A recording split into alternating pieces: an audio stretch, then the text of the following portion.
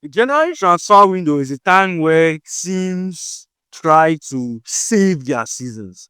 That's the time when, some teams that have made mistakes in the summer, that is not the time to rectify all form of mistakes. And then some teams get it right, and some teams get it horribly wrong. Now today, I got a list of 20 January signings over the last 25 years that we are going to rank based on iconic, good signing, meh, and disaster. Now, because of the panic nature of January signings, like January signings are usually, oh my god, we got it wrong in the summer, or oh my god, we have this position deficiency. Oh my god, somebody got into, have to bring to the market. That's what January transfer is all about. So usually there is tendency to get it right, and there's also tendency to get it horribly wrong. And trust me, over the last 25 years, we have had the best of both worlds. So today we are going around 20 January transfers that we are ranking today. So let's go on to it. The first player here is Enzo Fernandez. Now, Bruno Fernandes, as a type of signing, was a British world record fee. It was a British record fee. And came in with a lot of hype after the World Cup. He was the best young player at the tournament. And everybody could not wait for the Enzo saga to deliver. So the long transfer saga, I remember Rui Costa was playing hard to get. Benfica were playing hard to get. But Enzo knew he wanted to move, and Chelsea were never going to back down. That was their first winter transfer window under Clegg, and they wanted to sign him by any means. And they forked out a lot of money. Over 100 million British pounds for a central midfielder that was 21 years old. And his sign at Chelsea has been divisive. Now, Chelsea thought they were signing, a cruise prototype. A metronome passer in the midfield that could pass. That was his head passing, dictating play. Like a Piero, like a Cruz. And he showed flashes of that in those 6 months. I remember the game against West Ham where he gave Joao Felix that amazing pass. And there were games when he was completing like 90 passes. But there was, for every one good Enzo game, you were getting like 10 shit ones and 5 average ones. And that was the issue. And then last season, everything changed. Enzo was moved more advanced, especially in the cup games. All of a sudden, he started backing. And the overall play, part that I was only a huge fan of Bruno Fernandes. Like, I like the player. I was a huge fan of the player. And then he's feeling like, I used to forgetting how to do all those things, but started focusing on crashing the box. And over the last 2 seasons, Chelsea dropped the cup on his birthday, I think last week, of all Enzo Fernandez goals. That cup was 12 years long. Because the guy has become a goal scorer in the government. It's incredible. And it's so crazy that I say this, but as a whole package, I rated the version of Enzo that I thought we were going to get at his best. And if this is the best of Enzo, he's not as good as I thought he was going to be. So it's weird. I think I'll put Enzo at the meh category, but you could make a real argument for disaster considering the price. But I'll go to my meh for now. Up next, Vidic. Wow. What a player. This guy came in, and it's so funny because him and Evra, which we are going to get to later on, you can see it on the list. Him and Evra came in January of 2006, and they were nothing short of disaster, especially in the first few months. Like, they were making mistakes, they were adapting to the league, and there were already question marks about those signs. They had some hype coming in, and Evra had some hype, which was a little bit to Evra, but Vidic. And then after those first 6 months, it's when he came to see. He managed to click the partnership with Ferdinand, and together They set some crazy clean sheet record alongside Van der Sar beside behind them. I think they went on 14 games straight without conceding a goal or something of that magnitude. And Vidic was incredible. Top 5 Premier League defenders ever. Definitely, without a doubt. Arguably number 1. A January transfer signing. Nah, iconic. The touches are the one.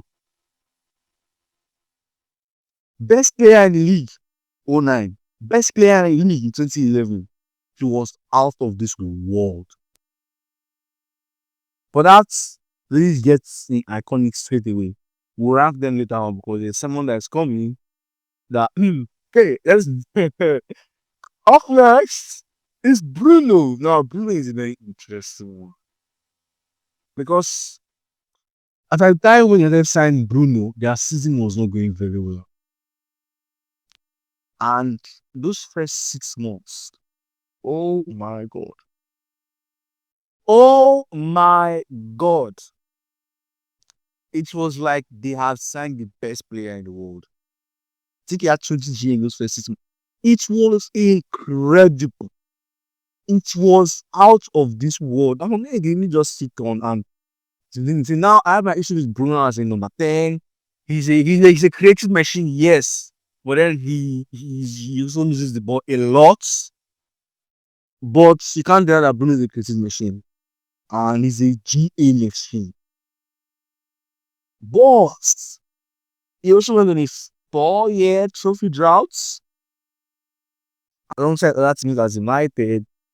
And it's not United, especially in the last 3 years, they've just sunk and sunk and sunk. And they could argue that they could have been worse for Bruno, but then I have my issue with the idiocentric players. That's a video for another day. Bruno Fernandes, I can't put him on me. I'll put him on good side. Oh, our first flop of the day. See, Coutinho, 17-18 season. Those first 6 months of the season, from August to December. That front for him, Salah, Mane, Penillo, cooking and assessment, they were out of this world. And Coutinho was on another level. Now he had to split levels in the seasons before that season. Remember the 13-14 season where Suarez was like carrying them, but then the next in line after Story there was Coutinho. Remember it's good at the Etihad. But the level of Coutinho was playing in the season of that season was out of this world. It was like, oh my god, why have you not spent this money on this guy? And then Barcelona took out 130 million on his head.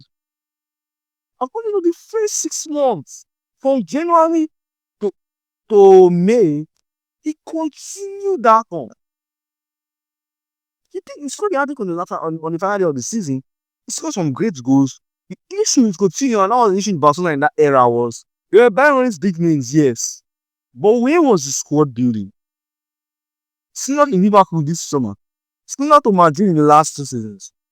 It's not about buying, and I feel that might be happening in your Man City if they don't sign a winger this winter or this summer. I mean, if they don't sign a midfielder or 2 midfielders in the winter transfer window or in the summer transfer window, they may also be a victim of this poor squad building. It's not about like buying big players, right? You can buy big players. I mean, Real Madrid and Barcelona are their prime and the best players in all of their positions. I mean, the Real Madrid team that Ronaldo had Benzema, Bale, Marcelo, Modric, Cruz, Ramos, Pepe, Varane, Cavani. Those are some of the. You want to count top 2 players in the world in each position. A Real Madrid player, 1 player, at least in the top 2 in all the positions. Except in the Barcelona team after that Messi had, both the MSN team, both the team with Pep. So having the best players in the world is not an issue. The issue is squad building profiles. How do you mix those profiles together? So now, you cannot have a front line or Isaac, Gakpo, Salah, Ekitike, and buying vets with a midfield of Maka Gravenberg. Suppose like that's poor squad building. You got like 3 more on the right back. That's poor squad building. You cannot have an attack of Vinicius, Mbappe, and not have a right-sided incredible threat of that kind of level. Because you only have two left-sided players, you need to be able to balance that out. And then in midfield, you cannot have those two up front and now have players like Bellingham, Valverde, Camavinga, Tchouaméni as a midfielders. That is horrible squad building. The profiles don't match. You cannot have Messi, Suarez, Dembele at this point, and you're adding Coutinho to the mix. You can't. You cannot do that. And all of that squad building aspect, Coutinho was just awful after that first 6 months. Like, he was bad. I mean, there were issues on where to play him. Do you play him as a winger? Do you play him as a 10? But then nobody can ever come to Barcelona and play the 10 role. At Barcelona spoke, they never had a 10. Messi was the 3 role right sided forward that was going to the 10 after he stopped playing first 9. Iniesta was never a 10, he was never a that was more attacking. Xavi was not a 10, Busquets was not a 10, Raki was not a 10. So you're not going to have a Coutinho. Where is he going to walk? Better player like Griezmann. No, this is where is he going to walk? So he's just a disaster, I was saying. Aubameyang. I'll really describe the final 6 months. I'll be the look at the first 2 years. And wow. What the 2 years that was. There was a start, I remember a start 2019, where after the time that Aubameyang came to the Premier League, no player had scored more goals than him. That was how incredible Aubameyang was. He didn't even have any time to bed in, any time to adjust. Straight firing from day one. And then the following season, his first full season, he won the Golden Boots, 18-19. And then the following season, he led Arsenal defeating Chelsea City on his own to that FA Cup title. You cannot argue against that kind of time. I don't care about what happened in that final season. It's not. I don't care. I don't care. That will make him a big signing, just like what. Dzeko. Now, Dzeko led Wolfsburg to an iconic league title, and he was signed to City in 2011 and in 2010, and he was good for what he was worth. I remember they still were playing in front two. They had 4.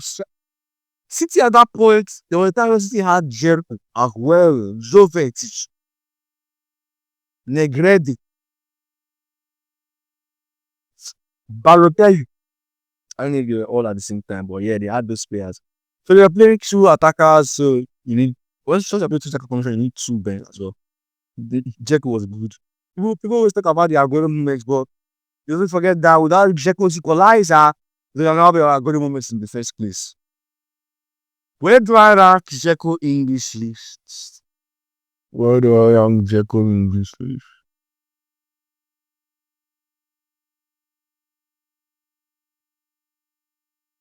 Good signing. I like him as good signing. It was a good signing. It's in the selling for profits as well. If I understand correctly. Up next, Bruno Guimaraes. Now, Bruno Guimaraes was their first statement signing under the new owners, Newcastle. Okay, technically that was Trippier, but Bruno was like serious business. And Bruno came in and changed their midfield.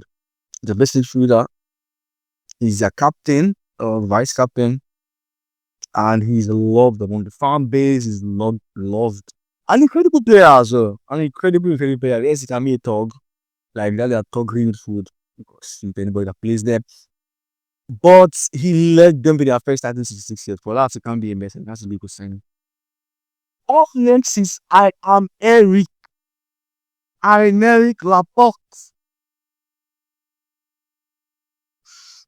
I'm tempted between iconic and good signing. Aymeric Laporte came to City and was already their best defender. So much so that when Aymeric Laporte got injured in 2019-20, City had a catastrophic season. And the following season, they had to go and buy Ruben Dias. I'm sure they have an amazing partnership where they had like got a very insane run of clean sheets.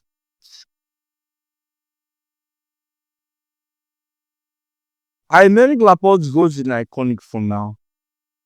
He was a treble winner, right? Yeah, he was. He goes in iconic for now. For now. Piontek. Oh, if you know, you know. If you know, you know. There was a time that Piontek was the hottest striker in world football. Oh my days. Piontek was the hottest striker in world football. That first half of the season that he was in Genoa, scored 19 in 21. He leaves to Milan, started like a house on fire, and in 2 months, he's rubbish. Following season, he started rubbish, and they sold him in jam. Bro, that was a disaster, I was saying. That was a disaster, I was saying. Suarez. I'm saying, good sign. He came in, he was incredible from day one. He had that season in 13-14, and he got swept for a huge profits. He came in with hype as well. He was incredible in Ajax. I think he might even talk of good signing, but we'll rank that later. Andy Cole. Iconic. He was brought in for a British record fee, and he was a goal scoring phenomenal. Treble winner, incredible. So he shop transfer there from there, from Newcastle. The bagsman, man. Alma. Many of you new James and don't know this guy. I'll put Alma in iconic. This guy came in. This was deadline day of 01. First full season, Valencia and champions. And Champions League finally. I'm sorry, no. 01, they were 03, I think they were Champions League finalists. This Bayern, they lost. No, sorry. 01, they were Champions League finalists against Bayern that they lost. So 01, they got to the final. I have to go and check that. 01, they got to the final. They lost on penalties to Bayern Munich. The following season, they won the league. And they won the league in 04. He is a classic number 10. You need to go and watch this again. You're not watching. You need to go and watch it takes. Speaking of classic number 10s, he revolutionized. It was a signing. He inspired a generation of Valencia. What a signing it was, no? What a signing he was. Gonzalo Higuain. I'm torn between good signing and me. I think I'll go with good signing because he scored over 100 goals for Real Madrid. Came in with hype as a kid. And he left due to the fact that he lost certain place to Benzema. But I think that player that he came in, he quickly displayed the statistics in Real Madrid. Became their number one striker. Ronaldo came in, they formed a good partnership, scored a lot of goals. Was not to like. And he sold it for good money as well. I'll put him at good sign. Torres, disaster. This was 2008 was the third best player in the world. This was one of the best players in the world. What I want you to do realize is that Torres had already been injury prone in his final year at Liverpool. He had already been injury prone in his final year at Liverpool. So, injuries that came with him at Chelsea shouldn't have been a shock because his hamstrings are almost gone. You see, I played a lot of games for Atletico Madrid, played a lot of games for Liverpool, and his legs were giving out. And went to Chelsea and got to the shell of myself. This was arguably the best striker in the league, and he became a laughing stock. Marcelo goes straight to iconic. Straight to iconic. Straight iconic. Straight away. He was brought in to fill the shoes of Roberto Carlos, and he left with an arguably bigger legacy. When Marcelo was brought, even if there was a hype and there was the student that he would come in and become that, I don't think people really expected him to like give Roberto Carlos a run for his money. But he has, especially in the Real Madrid legacy, the best left back of the generation, arguably the best left back of the generation, was huge. He played like a wing at left back. Incredible. Incredible. Evra, since the British as we discussed earlier, he came into United and it wasn't pretty at first. It wasn't. He narrated to himself. It wasn't pretty at first, but he made it work in the end. I'll put him at good signing. Funny enough, I think it tops good signing over Suarez for trophy hype. Funny enough, everyone has lost the most Champions League finals. That's a interesting start for me. Up next is Vlahovic. This is between disaster and me. Vlahovic did a tweet on Tuesday that it goes viral nowadays because people will able to quote that tweet. Someone was saying that Vlahovic will retire with more goals at Juventus. I mean, he will break Ronaldo's record as fastest to reach 100 goals for Juventus. I'm not sure he has scored for Juventus in his fifth season. For the amount of money they spent on him, for the amount of hype he got, he has been damn near a disaster. Danny, I'm going to put it in mail for now. Erling Haaland to Dortmund. It was a good sign. It was a really good sign. I'll put him just before Bruno. They sold it for profitable money. They put that in this store so they couldn't make as much money as they wanted to. I'm sure like there was no in stores. They were selling for like 100 million because he's a 150 to 200 million level player. He came in, broke a ton of records as a young star, scored an iconic goal against PSG. Was not like VVD.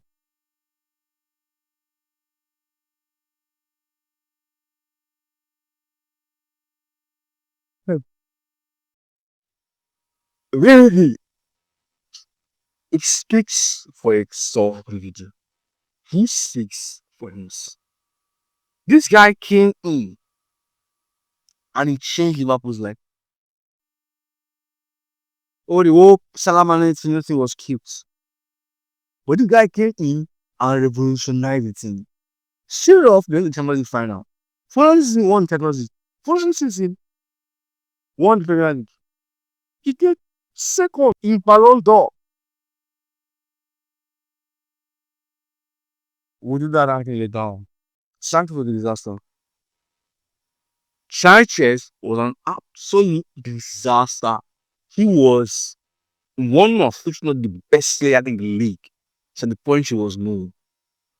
And he was nothing short of abhorring at United. No memorable moment. It was bad. It was really, really bad. I don't know the excuse of adapting to the league. You don't even know all those excuses. It was just bad. Now let's rank them. Vidic and DVD.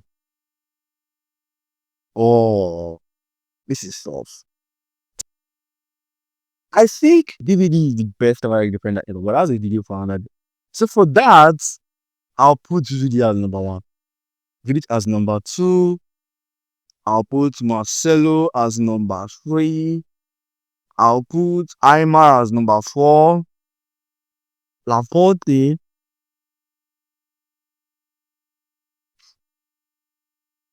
Should I drop Laporte?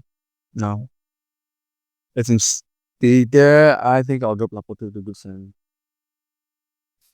Front top's good signing, just ahead of Evra, Suarez, or Haaland. Suarez or Haaland. Okay, Haaland won the Pokal Cup, right? But they still Suarez on more money.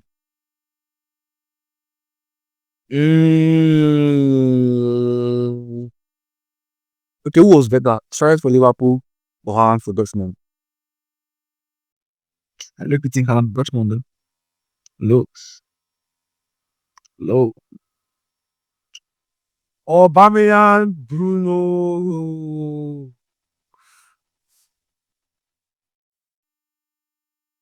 Higuain, Dzeko, Bruno Guimaraes. I think I'll leave it like this. I think I'll leave it like this. Enzo, Vlahovic, yeah. Coutinho. So who was the worst among these four?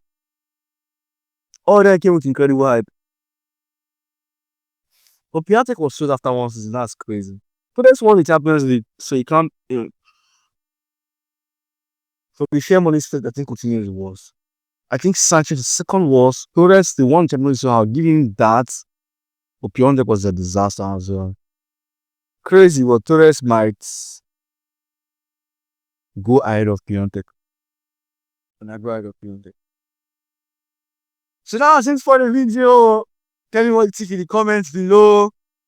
Let me know how you are ranked differently and who you think I'm on the list. Who do you think I'm mentioned in the list? I just realized that my hip frame was covering. So yeah, Bruno Guimaraes, Dzeko, Higuain, Aubameyang. So yeah, let me know what you think, and I'll see you next time.